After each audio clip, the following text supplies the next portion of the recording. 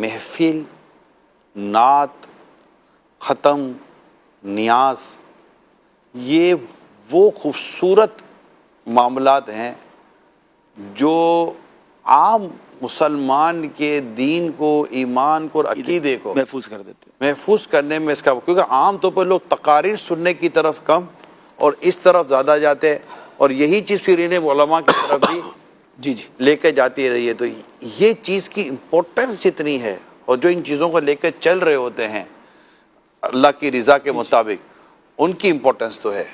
یہ تو کبھی تجزیاتی طور پہ آدمی اس پہ غور کرے نا، تو یہ حقیقت ہے کہ ایمان بچانے میں بہت بڑا ہاتھ نعت خوانیوں کا ہے۔ واہ، عقیدوں کی پختگی، دلوں میں نعتوں کا اترنا اور عقائد کا اترنا اور فضائل کا اترنا اور محبت رسول صلی اللہ علیہ وسلم کا دل میں جاگزی ہونا، اس کے پیچھے شاید سب سے بڑا فیکٹر نعت خوانی ہوتا ہے۔ واہ واہ واہ واہ، کیونکہ آج تو نعت بہت خوانی خوش ہو جائیں گے۔ علم اور کیف دونوں دیتی ہے۔ واہ، تقریر جو ہوتی ہے نا وہ نارملی علم دیتی ہے، اور اس میں کیف کہیں کہیں بنتا ہے۔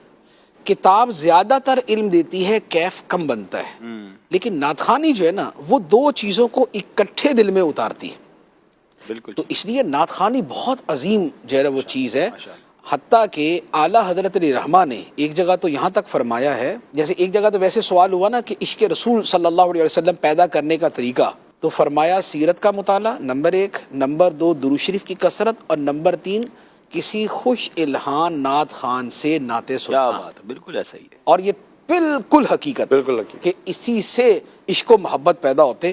اس لیے جو اس سے دور ہوتا ہے نا وہ عام طور پہ خشکی کی طرف ایسا ہی ہے، اور مزاج کے بگاڑ کی طرف یہاں ہو جاتی اور سختی کی طرف، اور تصوف کی اصطلاح میں لفظ ہے تکشف۔ تکشف کا مطلب ہوتا ہے یعنی کہ اب اس کو سڑیل مزاجی بھی کہہ سکتے ہیں، لیکن خشک مزاجی آپ زیادہ زاہد خشک ہے کہ زاہد، یہ تکشف بیسیکلی اسی کے یہ اسی کو کہتے زاہد ہیں خشک۔ تکشف۔